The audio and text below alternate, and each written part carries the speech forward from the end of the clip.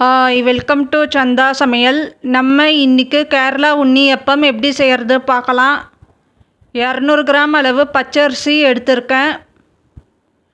அரிசி நல்லா வாஷ் பண்ணி எடுத்திருக்கேன். 5 மணி நேரம் ஊற விடணும். 150 கிராம் அளவு வெல்லம் எடுத்திருக்கேன்.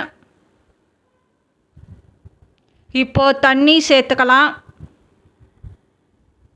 தண்ணி சேர்த்துட்டு நல்லா மிக்ஸ் பண்ணிக்கலாம். இப்போது வெல்லம் கரையணும், காய்ச்சி எடுத்துக்கலாம்.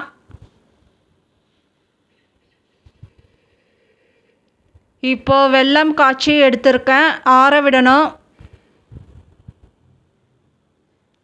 இப்போது மிக்ஸி ஜாரில் அரிசி சேர்த்துக்கலாம்.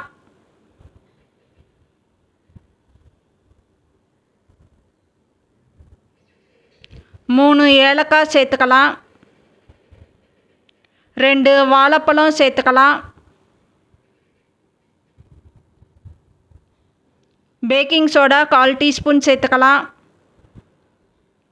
உப்பு கொஞ்சம் சேர்த்துக்கலாம். வெல்லம் தண்ணி ஃபில்டர் பண்ணி எடுத்துருக்கேன், சேர்த்துக்கலாம். இப்போ அரைச்சி எடுத்துருக்கேன். கரண்டி சூடானதும் 3 டீஸ்பூன் நெய் சேர்த்துக்கலாம்.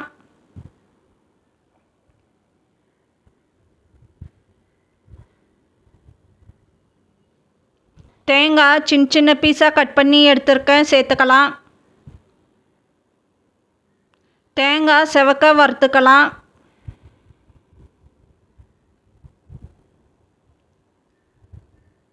இப்போ மாவில் தேங்காய் சேர்த்துக்கலாம்.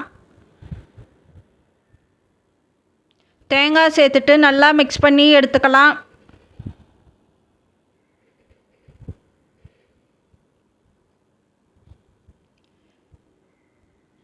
இப்போது குழி பணியார பேனில் நெய் சேர்த்துக்கலாம். இப்போ நெய் சேர்த்துருக்கேன். இப்போ மாவு சேர்த்துக்கலாம்.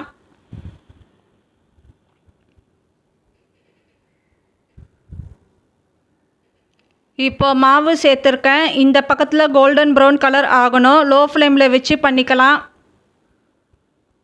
இப்போது கோல்டன் ப்ரௌன் கலர் ஆகியிருக்கு. திருப்பி போட்டுக்கலாம். ஒரு ஸ்பூன் வச்சு திருப்பிக்கலாம்.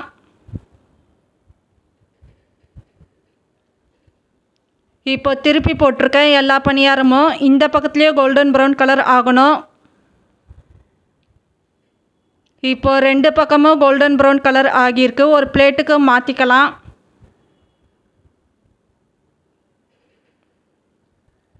இப்போ நமக்கு கேரளா உண்ணியப்பம் ரெடி ஆயிடுச்சு. இந்த சேனல் பிடிச்சிருந்தால் லைக் பண்ணுங்கள், ஷேர் பண்ணுங்கள், சப்ஸ்கிரைப் பண்ணுங்கள்.